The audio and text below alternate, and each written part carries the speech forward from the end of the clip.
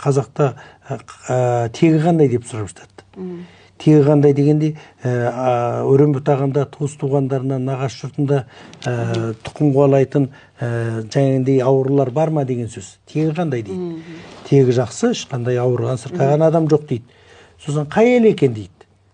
Қай ел екен дегенде ол жаңағы жеті атадан асты ма жоқ па. Жеті атадан асса тіпті онан да алыс 20-30 ата болатын болса, қан алыс болған сайын туылған нәресте өте сапалы болады, өте ақылды болады, жұқпалы аурулар, басқа аурулар жоқтың қасы болады.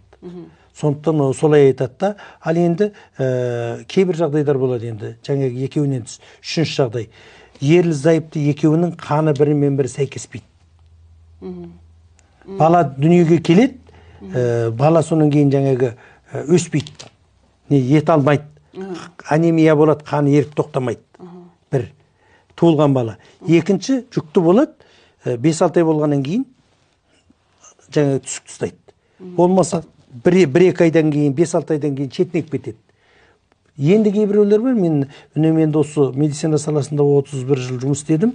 Ерлі зайыпты екеуі үйленеді, бірін-бірі өте жақсы көреді, күйіп сүйіп үйленген. 10 жыл болса да жаңағындай немене болмаған, жүкті бола алмаған. Бала жоқ. Бала жоқ болғаннан кейін жаңағы екеуі барып жаңағы эко жасайтын жерге эко менен екеуінің аталған аурулығын дайындап әкелсе де жүкті бола алмаған. Сосын соларға мен ақыл айттым. Сіздерде негізі жаттан қан сәйкестігі жоқ. Мұндай жағдайда. Өйткені экода енді жүкті ембрионы даму керек қой. Дамымады. Ең жақсы ажырасыңдар. Өйткені қандарыңыз сәйкес келмейді. Экодан кейін айттым да, олар да келісті, екі жағы ризалығыменен ажырасты, екеуі екі адаммен үйленді. Екеуі де бір ұл бір қыз тауып алды. Сол 1 жылдың ішінде қарасаңыз. Көрдіңіз бе? Сондықтан қан сәйкес келмеу деген нәрсе ол генетиканың бір үлкен тақырыбы. Мен генетика саласы маман емеспін.